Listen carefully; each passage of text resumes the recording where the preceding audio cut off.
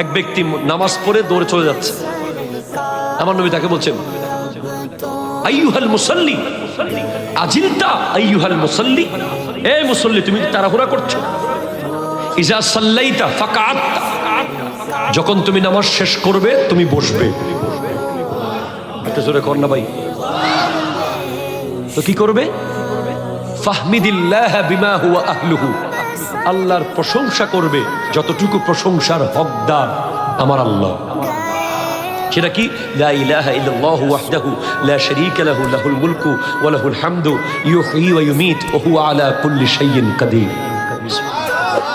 দরকার আছে না নাই? আপনি জুমার নামাজ পড়ে যেই দৌড় মারেন, মনে এই মাত্র 17 বছর পর জেলখানা থেকে ছাড়া পাইছে, লজ্জায় মাথা নিচু হয়ে যায়, এরাও নাকি মুসলমান। আপনি জুমার নামাজের পরে দৌড় দেন কেন ভাই? বাইরে আপনারা কেউ কি আসামি দাঁড়ায় আছে নাকি? নাকি আপনি নিজে আসামি? এক আজব বাবা। ফুটবল খেলা 90 মিনিট দেখার পরে আরো আধা ঘন্টা, আরো 15 মিনিট, টেনশন নাই, কিন্তু খতিব সাহেব যদি 5 মিনিট বেশি ওয়াজ করে। ক্রিকেট কয় ঘন্টা?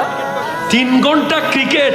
আমাদের অতিথি বলছেন, আপনি প্রস্রাব পায়খানা বন্ধ করে তাকিয়ে থাকেন, আর জুমার দিন হুজুরে যদি 15 মিনিট বাড়াই ওয়াজ করে, মনে হয় গড়িটা খাই ফেলাইবে। এখানেও আছে না, লাস্টে আস্তে করে গুতামারি কয়, হুজুর গড়ির দিকে একটু তাকায়।